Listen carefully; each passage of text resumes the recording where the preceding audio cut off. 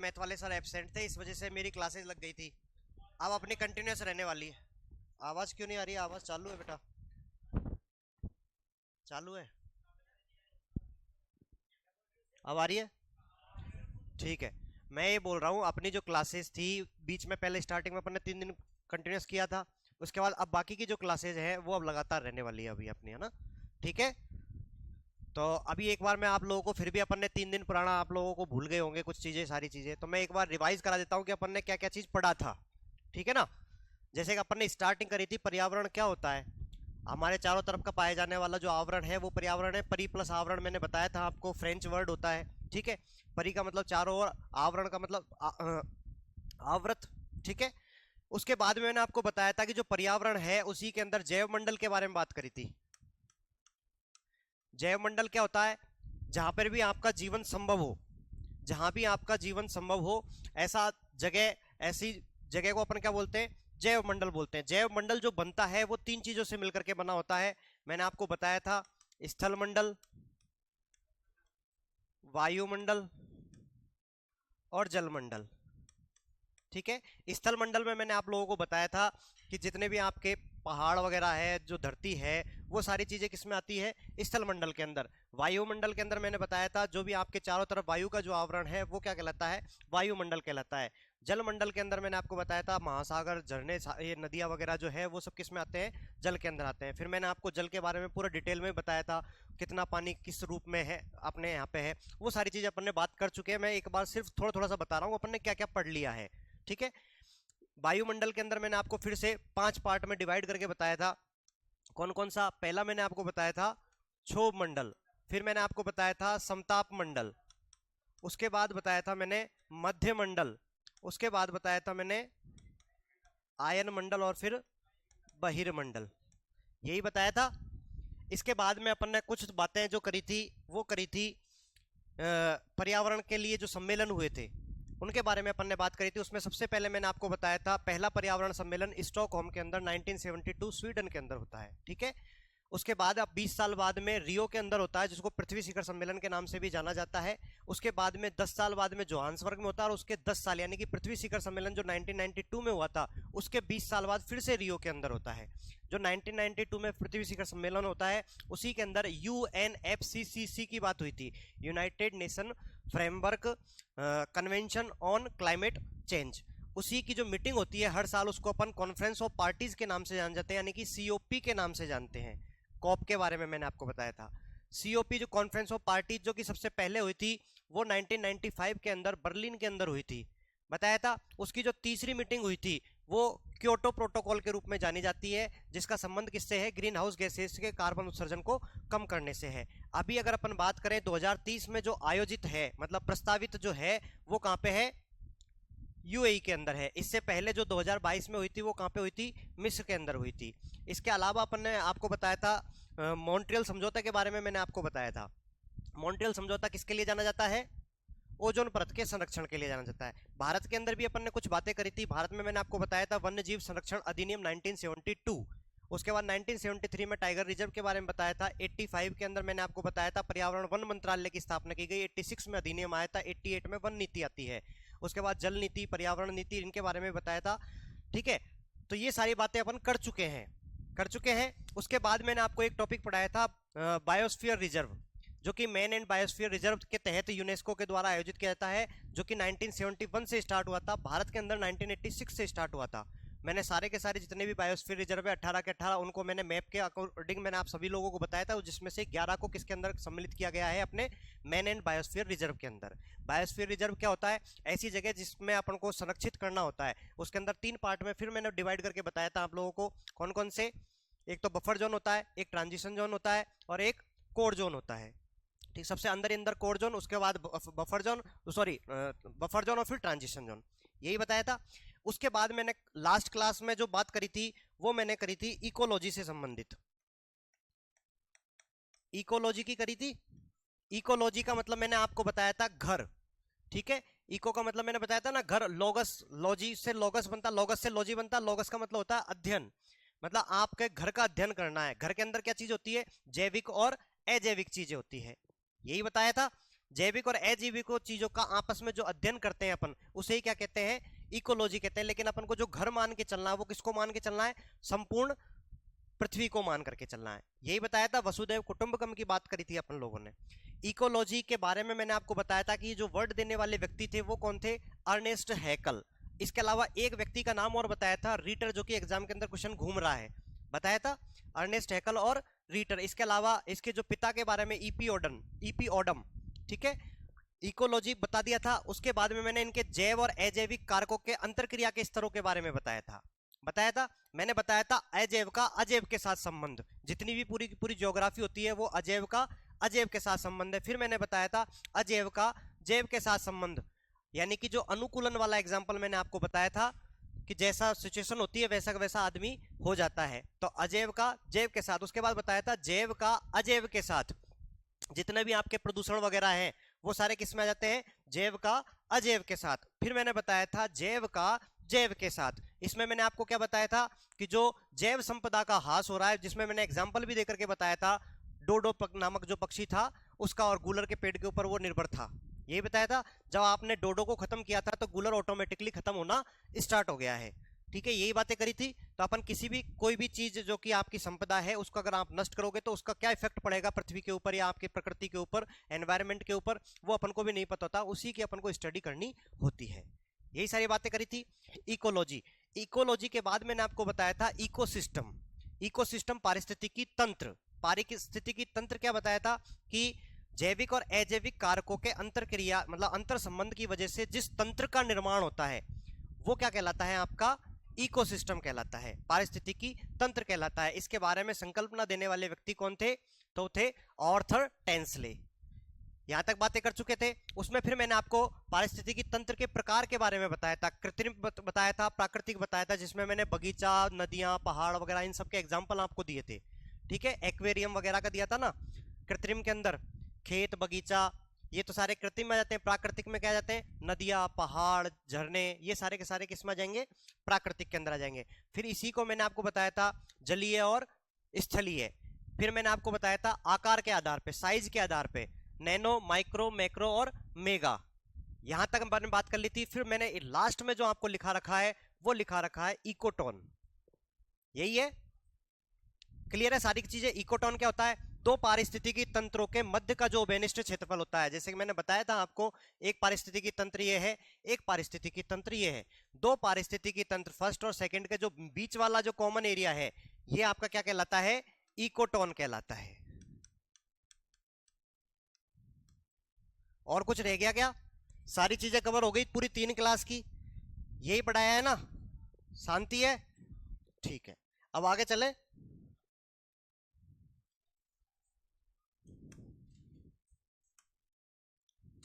हाँ भाई, आज का जो अपना टॉपिक है वो है खाद्य श्रृंखला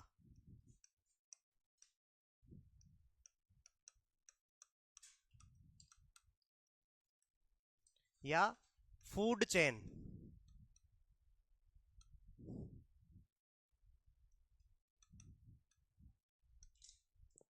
आज का टॉपिक क्या है, खाद्य श्रृंखला या फूड चेन। देखो खाद्य श्रृंखला क्या होती है, अपन देखते हैं हर कोई जीव जंतु जो भी है उसको भोजन की आवश्यकता होती है। क्यों होती है, उसको ऊर्जा के लिए भोजन की आवश्यकता होती है। कोई भी आप काम करोगे तो ऊर्जा की आवश्यकता होती है, कार्य को करने के लिए ऊर्जा की आवश्यकता होती है। और ऊर्जा अपन को कहां से मिलती है, भोजन से मिलती है। सबको पता है, जैसे आप लोग खाना नहीं खाते हो तो आपकी हालत कैसी हो जाती है, गंभीर हो जाती है, आप कुछ भी करने लायक नहीं बचते हो, पड़ जाते हो। कहते हैं ना, जो अनशन भूख हड़ताल पे बैठता है वो पड़ा रहता है, पसरा रहता है, कुछ ही नहीं कर सकता, उसके हाथ पैर भी इधर उधर हिलना डुलना बंद हो जाते हैं। जूस नहीं पीता है तो जूस भी तो बेटा क्या है, खाने की चीज ही तो है।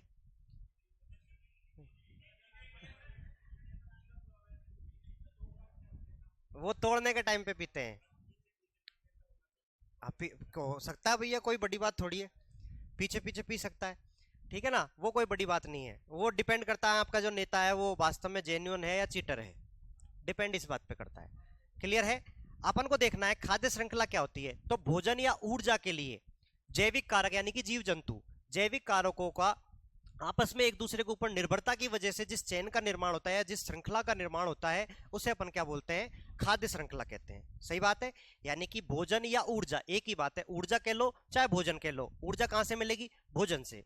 तो भोजन या ऊर्जा के लिए जैविक कारकों की आपस में एक दूसरे के ऊपर निर्भरता की वजह से जिस श्रृंखला का निर्माण होता है वो आपकी क्या कहलाती है? खाद्य श्रृंखला कहलाती है। कैसे? जैसे कि आप लोग देखते हो कि जो ये सूर्य है, सूर्य है, सूर्य से एनर्जी मिल रही है किसको? पेड़ पौधों को।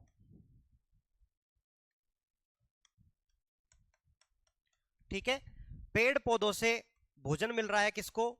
प्राथमिक उपभोक्ता को, फिर द्वितीय उपभोक्ता को, और फिर तृतीय उपभोक्ता को। यही सीन चलता है। ये इसके ऊपर डिपेंड है, ये इसके ऊपर डिपेंड है, और ये किसके ऊपर है? इस पे। तो ये है सारे के सारे जैविक कारक ही है। ये भी जैविक कारक है, ये भी जैविक कारक है, ये भी जैविक कारक है, ये भी जैविक कारक है। जैविक कारक कौन होते हैं? जिनमें जान हो, जिनके अंदर जान हो। जैसे कि आप सब लोग जैविक कारक को, कुत्ता बिल्ली कीड़े वगैरह या पेड़ पौधे सब कुछ क्या है? जैविक कारक है। जैविक कारक एक दूसरे के ऊपर निर्भर है क्या?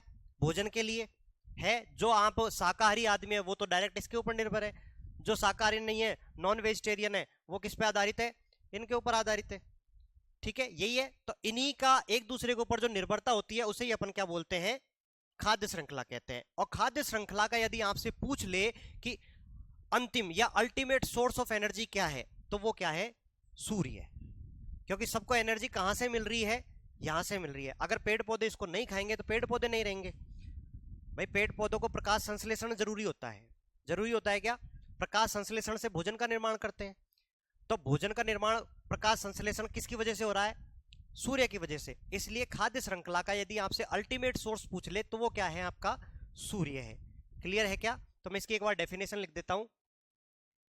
भोजन, आप भी लिख लो साथ साथ में, भोजन या ऊर्जा के लिए जैविक कारकों की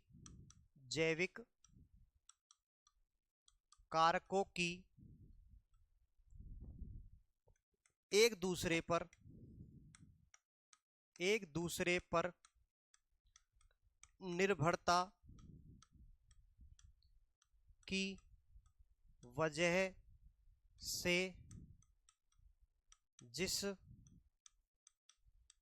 श्रृंखला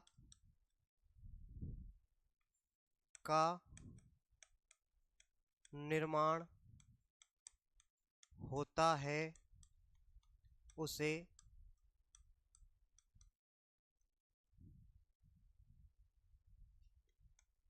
खाद्य श्रृंखला कहते हैं। क्लियर है क्या? सिंपल सी लाइन है। क्लियर है? भोजन के लिए जैविक कारकों की एक दूसरे पर निर्भरता की वजह से जिस श्रृंखला का निर्माण होता है उसे खाद्य श्रृंखला कहते हैं। आगे देखते हैं। अपन बात कर रहे थे यहाँ पे सूर्य की। हाँ हाँ लिख लेना बेटा, लिख लेना, अभी टाइम दे दूंगा मैं, पहले समझ तो लो। सूर्य है, सूर्य से रोशनी आ रही है। रोशनी कहां पे आ रही है? पेड़ पौधों के ऊपर। ठीक है, पेड़ पौधों पे आ रही है। पेड़ पौधे कौन से अभिक्रिया करते हैं? तो प्रकाश संश्लेषण करते हैं। प्रकाश संश्लेषण। प्रकाश संश्लेषण में क्या होता है? चलो एक छोटा सा क्वेश्चन आप लोगों से मैं पूछना चाह रहा हूं। पेड़ पौधे, इधर सुनो, मेरी बात गौर से सुनना। पेड़ पौधे श्वसन क्रिया के अंदर कौन सी गैस लेते हैं और कौन सी गैस छोड़ते हैं? ऐसे कौन से व्यक्ति है जो ये बोल रहे हैं कि ऑक्सीजन छोड़ते हैं?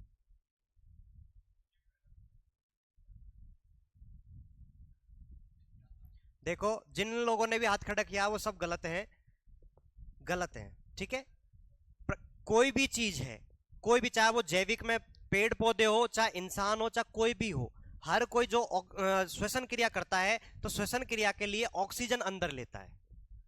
सुनो मेरी बात, कोई भी चीज हो, चाहे पेड़ पौधे हो, चाहे जीव जंतु हो, हर कोई श्वसन क्रिया के लिए क्या करता है, ऑक्सीजन ग्रहण करता है और कार्बन डाइऑक्साइड उत्सर्जित करता है। क्लियर है, समझ में आया सबको? दूसरी बात है, मैं समझा रहा हूं, अभी समझ में आ जाएगा। दूसरी बात, अपन लोग कहते हैं कि पेड़ पौधों से अपन को ऑक्सीजन मिलती है, बोलते हो, यहीं पे डाउट आता है आप लोगों के, तो पेड़ पौधों से ऑक्सीजन मिलती है तो कैसे मिलती है? तो वो यहां से मिलती है बेटा। प्रकाश संश्लेषण क्यों किया जाता है? भोजन की प्राप्ति के लिए। पेड़ पौधों को भोजन, ना कि श्वसन, श्वसन की बात नहीं कर रहे हैं, भोजन की प्राप्ति के लिए सूर्य की उपस्थिति में क्लोरोफिल इनका वर्णक होता है। वर्णक कौन सा है?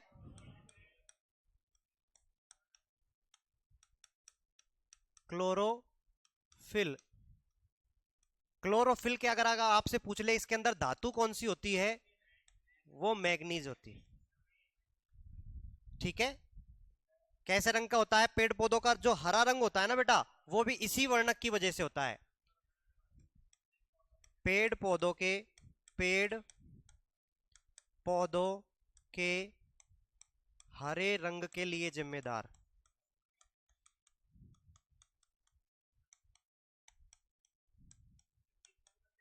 हाँ मैं बता रहा हूं, एक्सेप्शन भी तो होते हैं।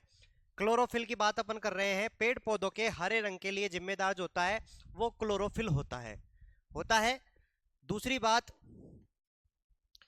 पृथ्वी पर सबसे ज्यादा मात्रा में पाया जाने वाला वर्णक, पृथ्वी पर सर्वाधिक पाया जाने वाला वर्णक, इधर सुनो, क्लोरोफिल जो वर्णक है, क्लोरोफिल क्या है? वर्णक है। इसके अंदर धातु कौन सी होती है? मैग्नीशियम होती है, जिसकी वजह से हरा रंग होता है। तो पेड़ पौधों के हरे रंग के लिए जो जिम्मेदार है वो कौन है? क्लोरोफिल है। और पृथ्वी पे सर्वाधिक मात्रा में पाया जाने वाला अगर कोई वर्णक अगर आपसे पूछ ले तो वो भी कौन सा है? क्लोरोफिल है। क्लियर है? प्रकाश संश्लेषण में यही क्लोरोफिल जो होता है, कुछ तो पानी का यूज करेगा ये क्लोरोफिल वर्णक, और कुछ नीचे से जो खनिज वगैरह जो होते हैं ना उनका यूज करके और ग्लूकोज की मतलब निर्माण करेगा, ग्लूकोज का निर्माण करेगा, जो कि इनके खाने के लिए काम आता है भोजन के रूप में। ठीक है, कार्बनिक पदार्थों का, ग्लूकोज क्या होता है? एक प्रकार से कार्बनिक पदार्थ होता है, यानी कार्बनिक पदार्थ का निर्माण करता है। कार्बनिक पदार्थ को ये ग्रहण करते हैं, उसी कार्बनिक पदार्थ को आप लोग ग्रहण करते हो। ठीक है, समझ में आया? उसी कार्बनिक पदार्थ को आप लोग ग्रहण करते हो। तो इस क्रिया के अंदर सिर्फ प्रकाश संश्लेषण के अंदर यही चीज नहीं है, पानी भी ले रहा है, ऊपर से CO2 भी लेता है। जो कार्बनिक पदार्थ का निर्माण करेगा उसके अंदर कार्बन जो आता है वो कहां से आएगा? CO2 से। उसके CO2 के अंदर कार्बन होता है क्या? वही कार्बन काम में किस में आ रहा है? भोजन बनाने के काम में आ रहा है।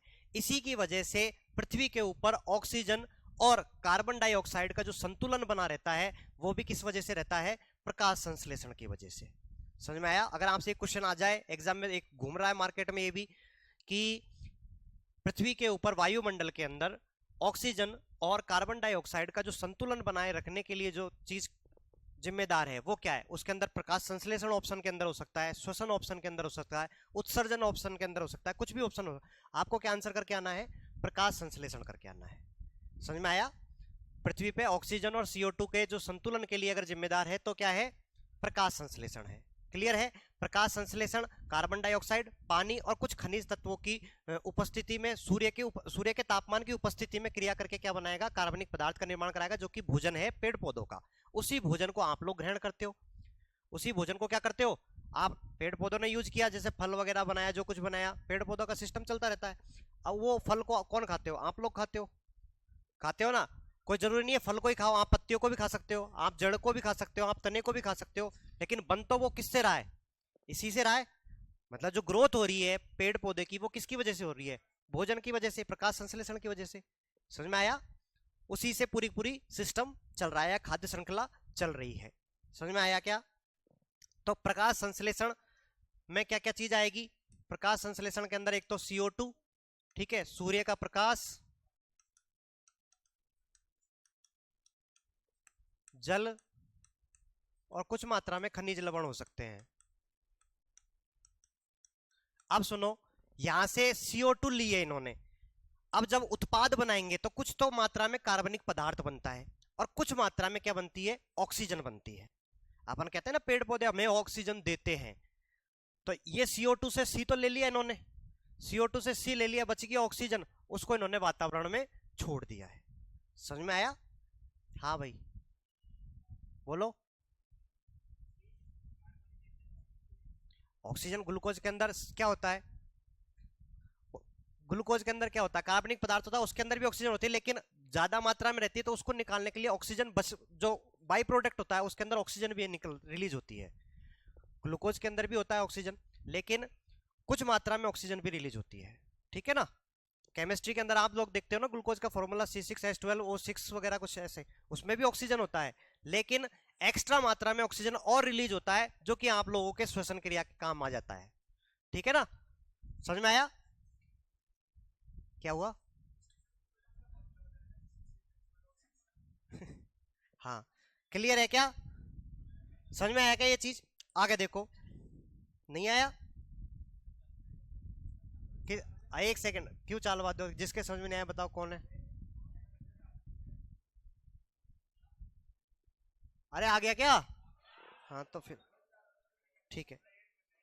इधर देखो, अब सुनो मेरी बात सुनो, इधर देखो। तो अब आपको खाद्य श्रृंखला बनानी है। देखो, जैसे खाद्य श्रृंखला के अंदर सबसे पहला इमरजेंसी चीज तो क्या है? सूर्य है। जब तक सूर्य नहीं होगा खाद्य श्रृंखला क्या होगी? अपूर्ण खाद्य श्रृंखला रहेगी। सूर्य तो आपको बनाना ही बनाना है। सूर्य के बाद में क्या बना दिया आपने? वनस्पति या पेड़ पौधे। ठीक है, यानी कि वनस्पति लिख दूं, पेड़ पौधे। ठीक है, और भी अगर मैं इसको वनस्पति को हटा करके उत्पादक अगर वर्ड लिखूं ज्यादा बेटर रहेगा। प्रोड्यूसर। पेड़ पौधों को इनको क्या बोलते हैं अपन? उत्पादक बोलते हैं।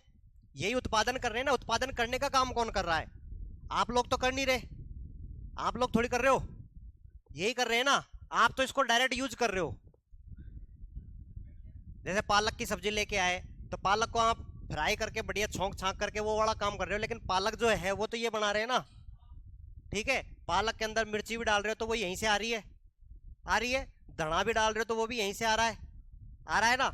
आप तो बस सारा कंबाइंड करके टेस्ट के लिए कर लेते हो, बाकी चीजें यहीं से आ रही है।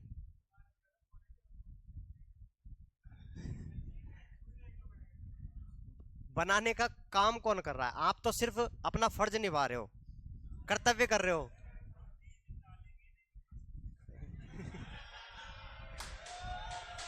एक सेकंड, एक बात बताओ, आप लोग तो एक, आप आपका जवाब मैं दे रहा हूं बेटा, सुनो। आप लोग तो अब डाल रहे हो बीज, जब आप पैदा भी नहीं हुए थे उस समय पे भी पेड़ पौधे प्रकृति थी क्या नहीं थी? उस समय बीज कौन डाल रहा था? देखो, प्रकृति को आपकी जरूरत नहीं है, आपको प्रकृति की जरूरत है। ठीक है ना? प्रकृति को आपकी जरूरत नहीं है, आप तो प्रकृति का संतुलन को बिगाड़ने का काम कर रहे हो। प्रकृति को नुकसान सबसे ज्यादा मात्रा में पहुंचाने वाला आप हो। ठीक है ना? हाँ, आपका मतलब मानव, मानव का मतलब मैं, तुम सब। ठीक है, तो इधर देखो, इधर समझो इस चीज को। अपन बात कर रहे हैं। हाँ, मैं क्या कह रहा हूं, मनुष्य भी क्या है? जैव संपदा है। मैं वही बता रहा हूं, मनुष्य क्या है? जैव संपदा है। पृथ्वी के ऊपर बहुत सारी जैव संपदा खत्म हो रही है, हो रही है। उसके कल मैंने जो आपको लास्ट क्लास में मैंने बताया था, जैसे डोडो था, डोडो खत्म हुआ तो गूलर के वृक्ष खत्म होना स्टार्ट हो गए। तो कौन सी चीज का क्या इफेक्ट पड़ रहा है, उसी का अध्ययन तो इकोलॉजी है। आप कह रहे हो मानव खत्म हो जाए, मानव खत्म हो जाएगा तो फिर देखेंगे क्या फर्क पड़ा, फिर अपन अगली क्लास में पढ़ेंगे कि क्या फर्क पड़ा। समझ रहे हो? तो वही चीज है, देखो, हर किसी चीज का इंपॉर्टेंस रोल होता है, हर किसी का रोल होता है। आदमी का भी रोल है, प्रकृति के अंदर आदमी है, लेकिन हर चीज की अति सर्वत्र वर्ज्यते, अति सब चीज की बेकार है। ठीक है, हर चीज अगर संतुलित मात्रा के अंदर है तो बेस्ट है। हाँ, पृथ्वी को क्यों नष्ट होएगी? जब मानव नहीं था, मानव का जन्म नहीं हुआ था, तब भी पृथ्वी थी। डायनासोर थे ना तब। पृथ्वी पहले आई है, बाद में आदमी आया है, मान रहे हो ना? तो आदमी से पृथ्वी पर फर्क पड़ सकता है कुछ मात्रा में, लेकिन उसका क्या इफेक्ट पड़ेगा वो बाद की बातें हैं। इधर समझो पहले, सूर्य से अपन की ऊर्जा मिल रही है, उत्पादक को मिल रही है। उत्पादक से ये ऊर्जा किसको मिलेगी? प्राथमिक उपभोक्ता को। प्राथमिक उपभोक्ता, प्राइमरी कंज्यूमर, ठीक है। प्राथमिक उपभोक्ता से जो ऊर्जा मिलेगी वो किसको मिलेगी? द्वितीयक उपभोक्ता को। और द्वितीयक उपभोक्ता से जो ऊर्जा मिलेगी वो किसको मिलेगी? तृतीयक उपभोक्ता। इधर समझो, इधर सुनो। अरे भाई एक मिनट इधर सुनो। मैंने आप लोगों को जैविक कारक जब लिखाया था तो उसमें 3 चीज लिखाई थी। क्या क्या लिखाया था? एक लिखाया था मैंने आपको उत्पादक लिखाया था, एक लिखाया था मैंने आपको उपभोक्ता लिखाया था, और एक लिखाया था अपघटक लिखाया था। क्या?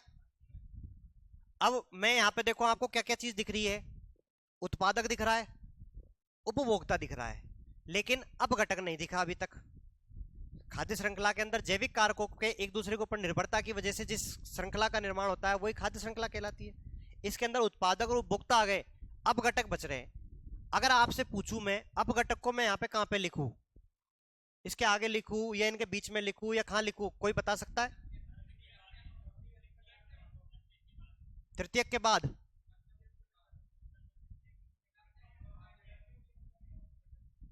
कहां पे लिखूं बेटा?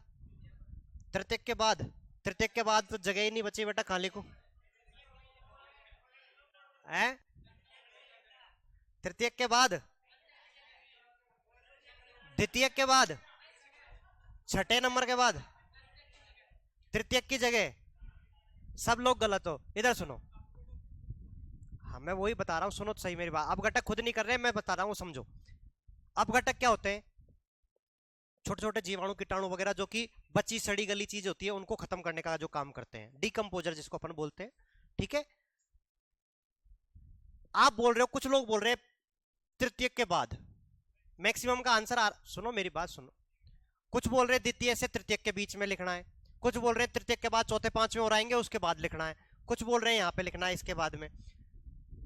सब सही बोल रहे हैं और गलत भी बोल रहे हैं। सही तो क्यों बोल रहे हैं? क्योंकि ये कहीं भी हो सकता है। सही क्यों बोल रहे हैं? क्योंकि अपघटक कहीं भी हो सकता है। मान लो पेड़ पौधा है, पेड़ पौधा सड़ गया गल गया, पेड़ पौधा सड़ गया गल गया, उसको कौन खाएगा? अपघटक, डिकम्पोजर ही तो खाएगा। अगर कोई प्राथमिक उपभोक्ता है, मान लो कोई मेंढक था, वो मर गया, मरने के बाद में सांप तो जिंदे को खाता है बेटा, मर गया, मर गया, उसका कुछ पोर्शन थोड़ा बहुत सांप ने खा लिया, बचा कुछ और कुछ बच गया मान लो, उसको कौन खा रहा है? अरे फालतू बातें नहीं, समझो। इधर देखो, ये है ना गलत बात बिल्कुल। क्यों भाई, तुम लोग क्यों नहीं खा सकते? इधर सुनो, अरे इधर देखो, मजाक वाली बात नहीं, इधर देखो। अपघटक जो होता है आपका हर जगह विद्यमान है, हर जगह विद्यमान है। प्राथमिक उपभोक्ता को भी खत्म कर सकता है, द्वितीयक वाले को भी निपटा सकता है, और तृतीयक को भी निपटा सकता है। इसीलिए हमेशा अपघटक को जो अपन जगह देते हैं खाद्य श्रृंखला के अंदर, वो देते हैं तल में।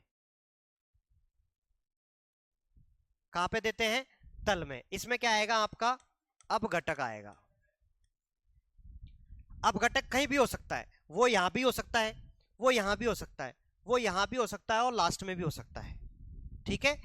तो इसीलिए अपन अपघटक को जो हमेशा रखते हैं, एग्जाम में क्वेश्चन आ सकता है, खाद्य श्रृंखला के अंदर अपघटक को कहां रखा जाता है? तो हमेशा तल में रखा जाता है। कहां रखा जाएगा? तल मतलब नीचे की तरफ। ये किसी भी सिचुएशन होती है उसके अंदर काम कर सकता है, ठीक है। तो अभी देखो, उत्पादक है, उत्पादक के बाद में है प्राथमिक उपभोक्ता, प्राथमिक के बाद में अपन ने लिखा है द्वितीयक, और द्वितीयक के बाद लिखा है तृतीयक। तृतीयक के बाद भी हो सकता है चतुर्थक, पंचक, पांचवा, छठा, सातवां, आठवां हो सकता है, लेकिन तृतीयक के बाद में जो अपन खाद्य श्रृंखला के अंदर लिखते हैं वो तृतीयक ही लास्ट लिखते हैं। उसके बाद अगला अगर चतुर्थक भी है कोई तो उसको भी तृतीयक ही बोलते हैं, उसको भी क्या बोलते हैं? तृतीयक ही बोलते हैं। पांचवें नंबर का वो भी तृतीयक या अंतिम उपभोक्ता बोलते हैं। तृतीयक को ही क्या बोलते हैं अपन? अंतिम उपभोक्ता। सबसे शक्तिशाली उपभोक्ता जो होता है वो भी कौन है? तृतीयक उपभोक्ता होता है। क्लियर है? तो उत्पादक है, उत्पादक के बाद में प्राथमिक उपभोक्ता है, प्राथमिक के बाद द्वितीयक, और द्वितीयक के बाद तृतीयक। ये तो पता ही है ना आपको। प्राथमिक कौन होता है? प्राथमिक प्योर रूप से शाकाहारी होता है। क्या कह रहे हो? मैं क्या कह रहा हूं, हमेशा जो अपघटक होगा वो नीचे रहेगा, ठीक है। अब नीचे का मतलब क्या है, उत्पादक है, उत्पादक को भी खत्म कर सकता है ये अपघटक। जब अगर मैं वही बोल रहा हूं, अगर उत्पादक को खत्म कर रहा है अपघटक तो ये क्या हो गया, प्राथमिक उपभोक्ता हो गया। अगर प्राथमिक उपभोक्ता को खत्म कर रहा है तो ये क्या हो गया, द्वितीयक उपभोक्ता हो गया। द्वितीयक उपभोक्ता को खत्म कर रहा है तो ये तृतीयक हो गया, और तृतीयक को खत्म कर रहा है तो भी ये तृतीयक ही है। ठीक है, अंतिम उपभोक्ता, तो अंतिम उपभोक्ता के तौर पे अगर देखा जाए तो अपघटक होता है, लेकिन उसको अपन तल में रखते हैं, ये इसकी सिचुएशन जो रखी जाती है वो तल मानी जाता है। ठीक है, क्योंकि ये हर जगह काम आ जाता है। सूर्य के लिए क्या, सूर्य के लिए अपघटक थोड़ी है, सूर्य तो ऊपर लिखा है। उत्पादक से अपन ने खाद्य श्रृंखला स्टार्ट करी है। खाद्य श्रृंखला मैंने क्या बताया था, जैविक कारकों का एक दूसरे के ऊपर निर्भरता। खाद्य श्रृंखला की डेफिनेशन में क्या लिखा है, जैविक कारकों का एक दूसरे के ऊपर निर्भरता की वजह से जिस चेन का निर्माण होता है उसे क्या कहा जाता है, खाद्य श्रृंखला कहा जाता है। उत्पादक को ऊर्जा कहां से मिल रही है, वो अंतिम सोर्स बताया है कि ऊर्जा उत्पादक को जो मिलती है वो सूर्य से मिलती है। हाँ, ये बन सकता है कि तल में स्थित होता है। ठीक है ना, ये इंपॉर्टेंट चीज है, इस चीज को आपको समझना है। क्लियर है, आगे देखो, ये उत्पादक है, सबसे ज्यादा इसके अंदर कौन सी चीज हो सकती है, सबसे ज्यादा उत्पादक ही होगा। उत्पादक के बाद कम क्या होगा, प्राथमिक, प्राथमिक के बाद द्वितीयक, और द्वितीयक के बाद सबसे कम क्या होगा, तृतीयक। ये सीरीज सही है क्या, सीरीज में गड़बड़ हुई तो गड़बड़ हो जाएगी क्या। मान लो अगर प्राथमिक ये उत्पादक जो है कम है और प्राथमिक उपभोक्ता ज्यादा है, तो ये सिस्टम खत्म कर दिया इन्होंने यहीं पे, तो ये तो क्या खाएंगे फिर, है ना। जब यही खत्म हो गए तो इनमें इनको ही खाने के लिए नहीं बचेगा, यही मर जाएंगे, तो पूरी चेन खराब हो जाएगी कि नहीं हो जाएगी। इसी प्रकार से अगर प्राथमिक जो उपभोक्ता है वो यदि ज्यादा हुए, ठीक है, तो फिर आपको द्वितीय तृतीयक के तक जाने की जरूरत ही नहीं पड़ेगी, ये निपटा देंगे। द्वितीय उपभोक्ता प्राथमिक उपभोक्ता को निपटा देगा, नहीं निपटा देगा, तो फिर तृतीयक को क्या बचेगा, कुछ नहीं बचेगा। तो वो वाली बात है कि सीरीज को चलने के लिए भी जो आपका सीरीज के अंदर जो क्रम है, उनकी जो मात्रा है वो भी इसी हिसाब से रहती है। आप लोग देखते हो सबसे ज्यादा पेड़ पौधे भी मिलते हैं अपन को पृथ्वी के ऊपर, उसके बाद में उसके ऊपर डिपेंड शाकाहारी जीव ज्यादा मिलते हैं, शाकाहारी के बाद में उसको खाने वाले, ठीक है, और उसको भी खाने वाले, जैसे जंगल का अगर एग्जाम्पल लिया जाए तो जंगल के अंदर शेर को किस में अपन रखते हैं, तृतीय उपभोक्ता के अंदर। तो शेर ज्यादा मात्रा में होते हैं क्या, नहीं होते ना, कम में होते हैं। खरगोश वगैरह प्राथमिक उपभोक्ता के अंदर रखते हैं, खरगोश हिरण, तो ये अपन को ज्यादा देखने को मिलते हैं ना जंगल के अंदर, खरगोश हिरण वगैरह इस टाइप के जंतु ज्यादा मिलते हैं ना। नार बघेड़ा तो कम ही मिलते हैं। हाँ, तो वो अगर ज्यादा मात्रा में होते तो वो इनको पहले ही निपटा देते। इधर देखो, अगर द्वितीय या तृतीय उपभोक्ता में से कोई भी ज्यादा होता, ठीक है, तो वो प्राथमिक उपभोक्ता को ही निपटा देता। अब प्राथमिक उपभोक्ता ही खत्म हो गया तो फिर वो किसको खाएंगे अब आगे। ये फालतू बातें कौन बोलेगा ना, मैं उसको क्लास से बाहर निकाल दूंगा, ये ध्यान रखना नेक्स्ट टाइम।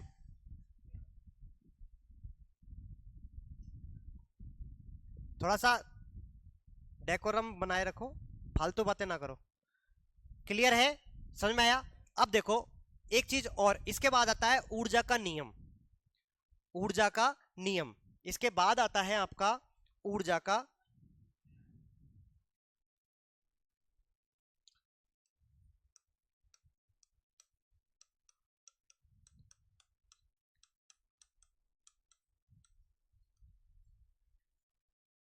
इधर देखो, ऊर्जा का 10% का नियम, ये क्या है। पहली बात तो इसको देने वाला जो व्यक्ति है उसका नाम लिख सकते हो आप, लिंडेमान।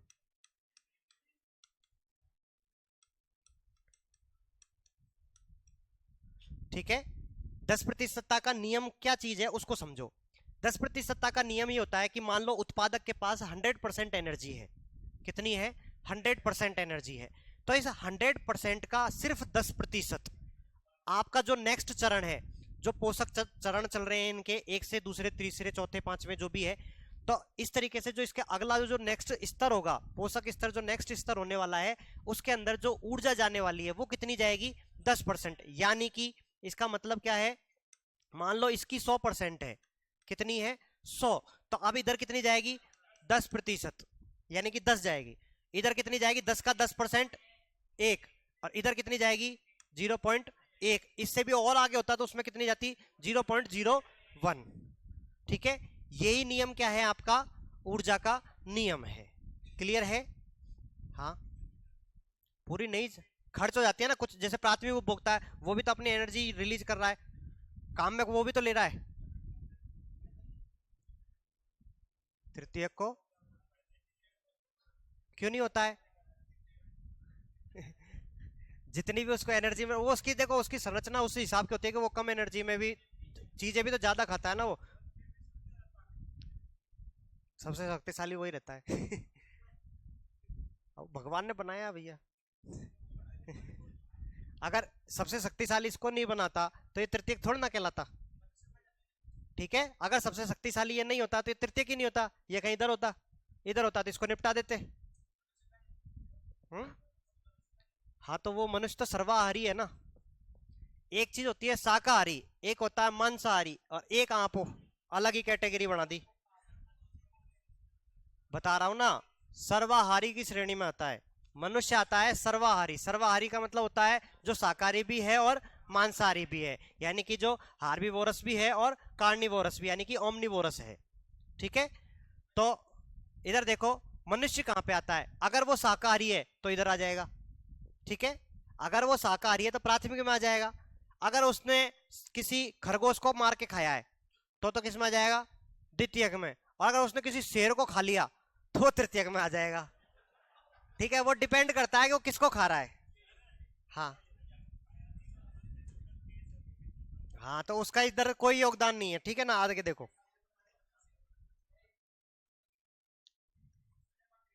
खाद्य श्रृंखला के, खाद्य श्रृंखला के पोषक स्तरों में, पोषक पोषण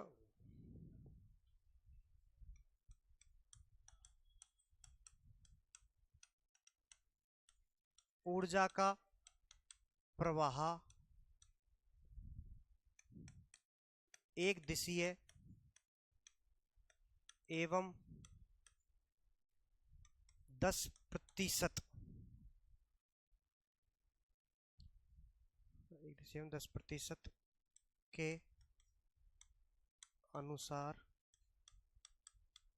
होता है। एक दिशीय का मतलब क्या है कि ऊर्जा जो है वो सीधी सीधी इसी तरीके से जाएगी, सबसे ज्यादा फिर कम फिर कम फिर कम होती हुई जाएगी, इधर से उल्टी रिवर्स नहीं मारेगी। ठीक है, तो ऊर्जा हमेशा कैसे जाएगी? एक दिशा में। तो ये भी क्वेश्चन बनता है आपका, ऊर्जा जो कैसे जाती है? एक दिशीय जाती है। तो ये वर्ड को याद रखना है आपको, एक दिशीय। ठीक है, ऊर्जा का प्रवाह कैसा है? एक दिशीय, और 10% के नियम के अनुसार, मतलब 10% के आधार पे, मतलब 10% जाएगा। अगले चरण में कितनी जाएगी? 10%। जैसे 100 था तो उसका 10%, 10 है तो उसका 10%, एक बचा फिर उसका 10%, इस तरीके से प्रवाह होने वाला है खाद्य श्रृंखला के अंदर। आगे चलो, आगे आता है आपका खाद्य श्रृंखला के प्रकार।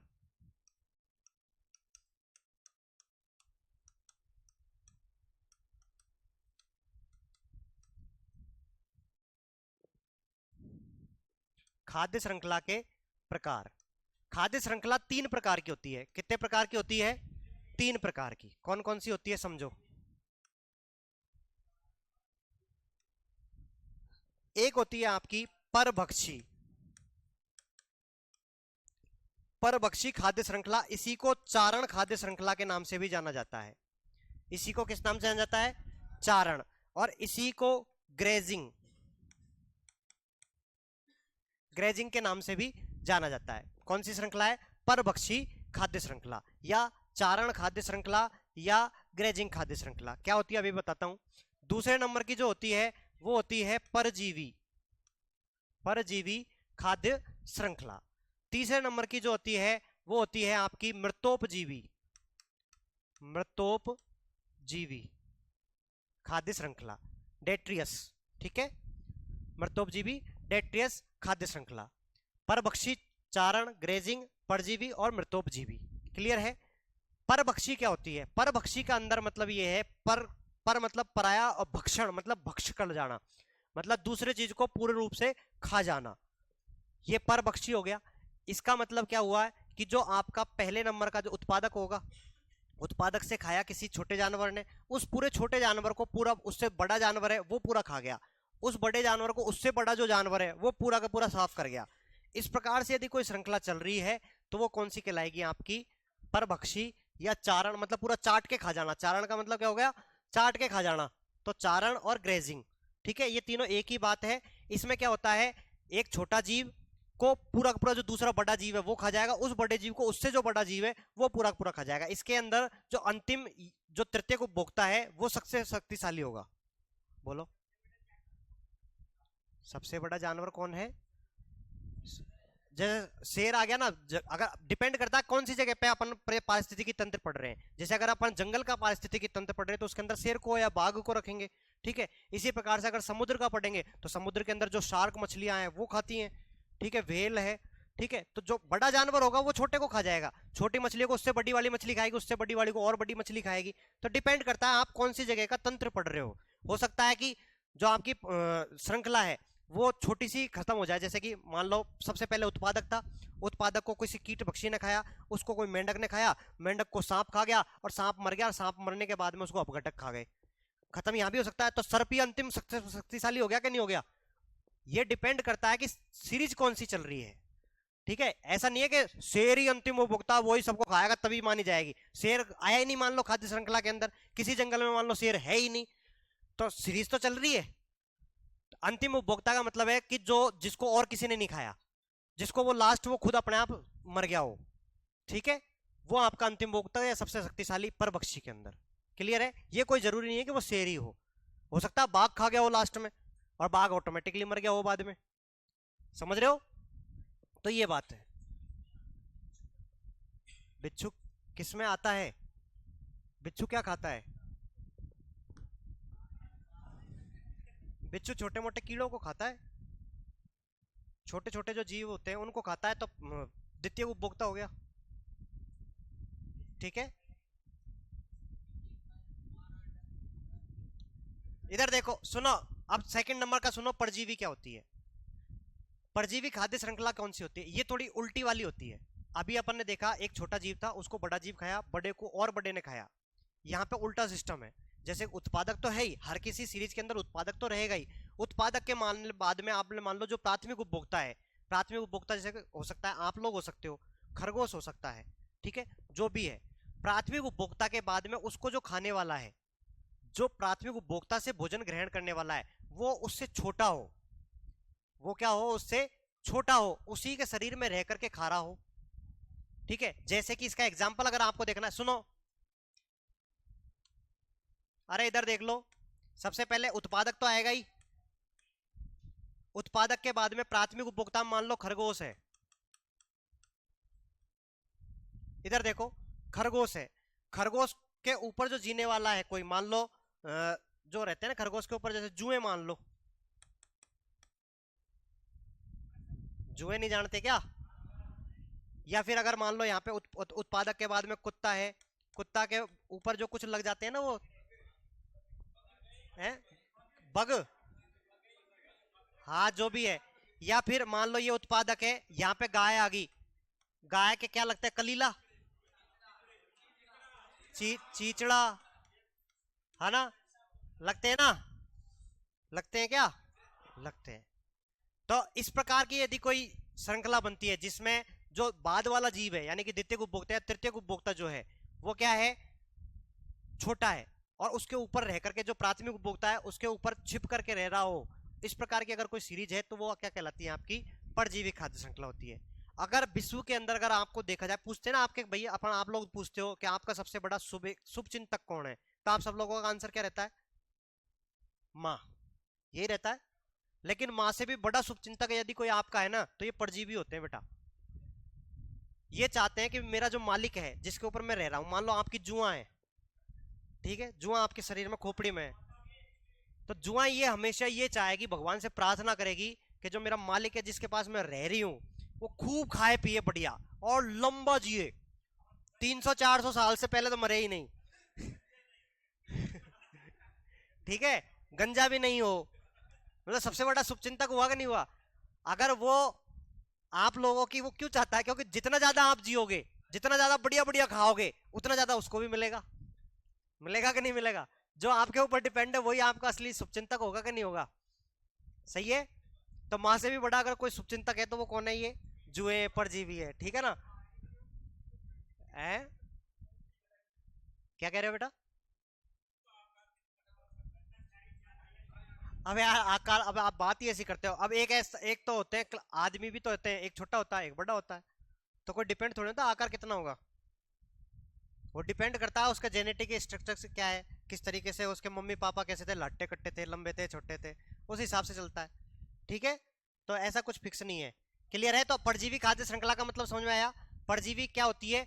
बड़े से छोटे की तरफ चलती है। मान लो जुआ है, जुआ के अंदर और भी छोटे छोटे मात्रा में जीवाणु कीटाणु उसके ऊपर होंगे, होंगे कि नहीं होंगे?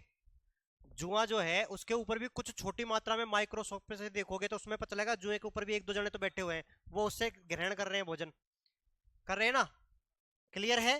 तो इस प्रकार की यदि कोई खाद्य श्रृंखला चलती है तो वो कौन सी है? परजीवी खाद्य श्रृंखला है। तीसरे नंबर की आती है मृतोपजीवी खाद्य श्रृंखला।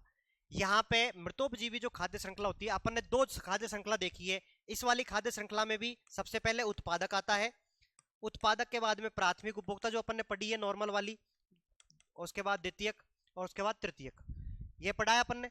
इसके अंदर भी मैंने आप लोगों को उत्पादक लिखा है।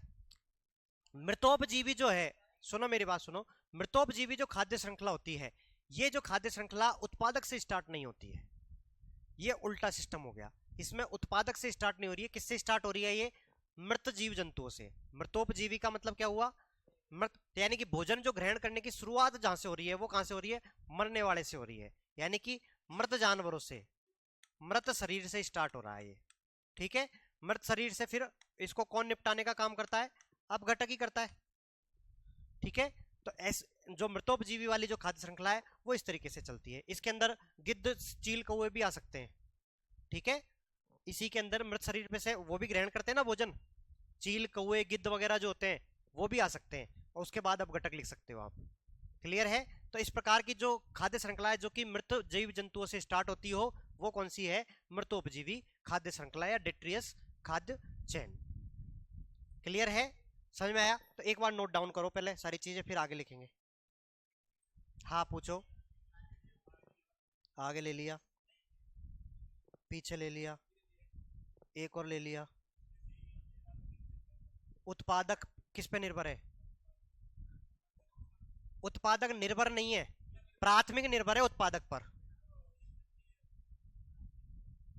तभी तो खाद्य श्रृंखला बन रही है। देखो, इनडायरेक्ट तो इस पे ही निर्भर है ये, तभी तो खाद्य श्रृंखला बन रही है। अपन कह रहे हाँ, घूम के कैसे आएगा इधर? तृतीय उपभोक्ता को पेड़ से क्या मतलब है? नहीं, कैसे आएगी? नहीं आएगी ना। तृतीय उपभोक्ता है, उसको पेड़ से कोई मतलब ही नहीं है। खाने की, अपन खाने की बातें कर रहे हैं, ऐसे नहीं है, ऐसा तो छाया तो लेगा पेड़ से, वो अलग चीज है। अपन बात किसकी कर रहे हैं? खाद्य की कर रहे हैं, भोजन की कर रहे हैं, ऊर्जा की कर रहे हैं। वो कहां से मिल रही है? अपन का जो टॉपिक है वो खाद्य श्रृंखला का, पेड़ से और क्या क्या फायदे, वो पेड़ के फायदे नहीं पढ़ रहे हैं अपन। हाँ, ठीक है, अपन भोजन की बात कर रहे हैं, खाने की बात कर रहे हैं। खाने के लिए सबसे पहले उत्पादक है, उत्पादक ही नहीं होता तो तृतीय उपभोक्ता आता ही कहां से? अगर उत्पादक ही नहीं होता तो ये कहां से आता? उत्पादक को छोड़ो, अगर प्राथमिक उपभोक्ता नहीं होता तो तृतीय कहां से आता? अगर प्राथमिक नहीं होता तो तृतीय कहां से आता या द्वितीय कहां से आता? नहीं आता ना। इन सबके वजह से ही एक चेन का निर्माण हो रहा है, वही आपकी खाद्य चेन है। क्लियर है? और खाद्य चेन में अपघटक को हमेशा तल में रखते हैं, और जो ऊर्जा का प्रवाह होता है वो कैसा होता है?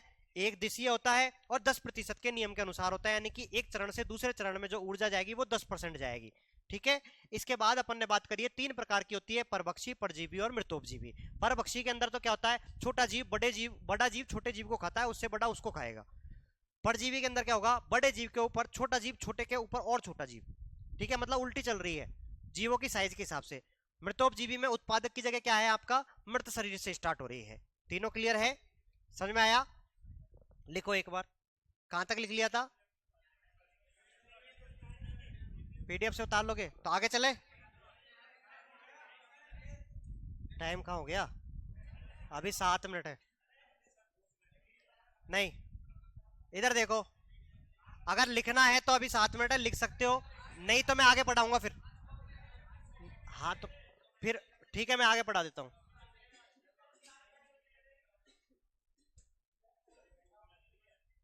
अरे तो 7 मिनट में भूखे नहीं मर रहे।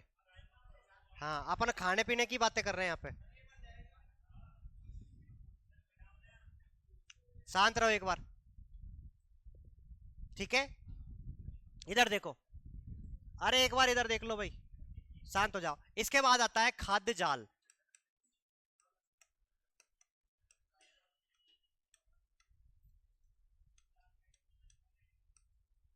इसकी परिभाषा लिख सकते हो आप लोग।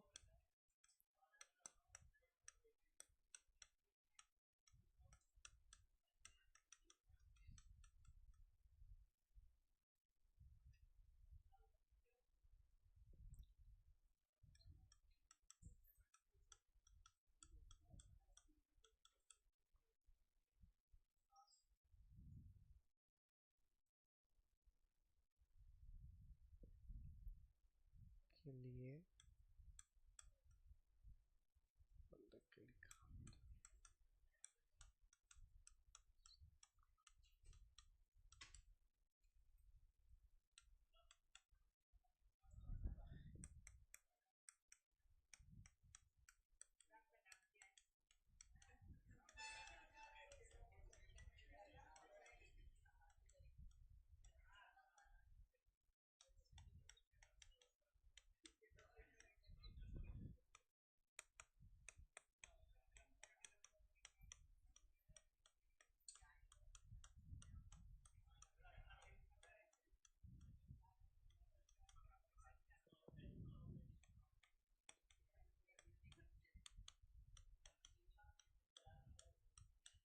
इधर देखो भाई, मैं कह रहा हूं खाद्य श्रृंखलाओं का एक दूसरे के ऊपर डिपेंडेंसी की वजह से जिस जाल का निर्माण होता है वो आपका क्या कहलाता है, खाद्य जाल या फूड वेब कहलाता है। कैसे है उसको समझो। ये यहाँ पे पेड़ पौधे यानी कि उत्पादक में लिख सकता हूं, ठीक है, यहीं से सबको मिलने वाला है। इस उत्पादक से मान लो कोई एक सीरीज है, एक खाद्य श्रृंखला चल रही है। खाद्य श्रृंखला क्या चल रही है, मान लो यहाँ पे क्या आया, कीट आया कोई, कीट को कौन खा गया, मेंढक, मेंढक को कौन खा गया, सांप, सांप को कौन खा गया, बाज। एक ये खाद्य श्रृंखला है। इधर सुनो, ये एक चेन है, फूड चेन है, चेन है ना। दूसरी चेन में बनाता हूं, उत्पादक है, इसको खा गया खरगोश, खरगोश को खा गया भेड़िया, गीदड़ लिख दूं, गीदड़ को कौन खा गया, बाघ, ठीक है। एक और चेन लिख रहा हूं मैं, यहां पे लिखता हूं चूहा, ठीक है, चूहा को कौन खा गया, बिल्ली, बिल्ली को कौन खा गया, कुत्ता को कौन खा गया।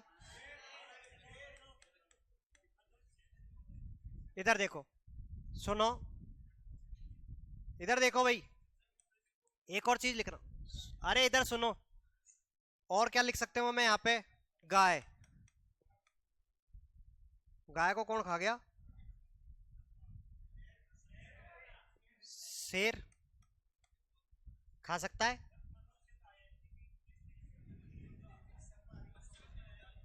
ठीक है, ये ले,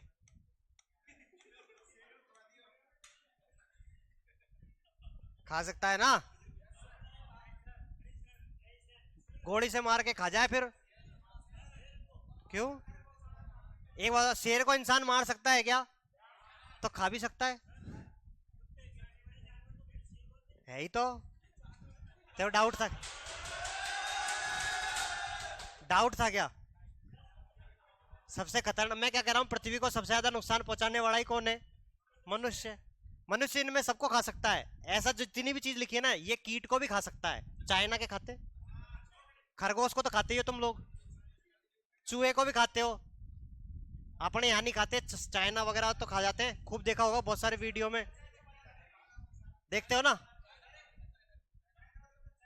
हाँ वही तो मैं बोल रहा हूँ, खाता है मतलब इंसान। अब इधर देखो, अब इधर समझो, इधर देखो, इधर, इधर ऐसा भी तो हो सकता है कि जो ये खरगोश था, इस खरगोश को सीधा बाज उठा करके ले जाए, हो सकता है। इधर जो चूहा था, इस चूहा को मान लो सांप खा जाए उधर की तरफ सीधा, खा सकता है। ये बिल्ली है, बिल्ली को गीदड़ खा सकता है, ठीक है, और ये गीदड़ को यहाँ पे ये शेर खा सकता है, ठीक है, खा सकता है ना। इस बिल्ली को ये वाला शेर खा सकता है, ठीक है, कुत्ते को मनुष्य खा सकता है, खा सकता है, क्या दिक्कत है भाई? इंसान मांस खाता है, अब मांस खाता है बड़े बड़े होटलों में जाकर के, बड़े बड़े होटलों में जाकर के मांस खाता है। अब वहां पे किसका मांस आ रहा है किसको क्या पता, तो कुत्ते का भी आ सकता है। अब इधर देखो, अब ये वाली जो श्रृंखला इधर देखो, इस श्रृंखला के अंदर प्राथमिक उपभोक्ता, द्वितीय उपभोक्ता, तृतीय उपभोक्ता, फिर ये चतुर्थ उपभोक्ता है। मतलब चतुर्थ का मतलब तृतीय की है होने को। ये वाली जो सीरीज है इसके अंदर ये उत्पादक है, ये प्राथमिक उपभोक्ता, ये द्वितीय उपभोक्ता हो गया। इधर देखो, समझो इस चीज को, यहाँ ये प्राथमिक उपभोक्ता है, यहाँ सांप क्या है, द्वितीय उपभोक्ता है, यहाँ पे सांप क्या था, तृतीय उपभोक्ता, इस सीरीज में क्या है, द्वितीय उपभोक्ता है। तो हर अलग अलग सीरीज के अंदर कोई भी प्राथमिक, द्वितीय या तृतीय हो सकता है ना। क्लियर है? शेर यहाँ पे, इधर देखो, शेर यहाँ पे पहला प्राथमिक, द्वितीय, तृतीय और लास्ट वाला तृतीय था, चौथे नंबर वाला। इसके अंदर शेर आपका द्वितीय उपभोक्ता ही हो गया क्या? हो सकता है ना। तो इनकी वजह से जो पूरा पूरा जाल बन गया ना, कोई भी किसी को भी खा सकता है। इसे ही क्या कहा जाता है, खाद्य जाल कहा जाता है। क्लियर है?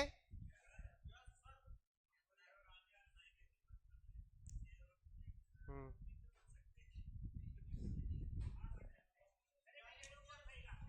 सुनो मेरी बात सुनो,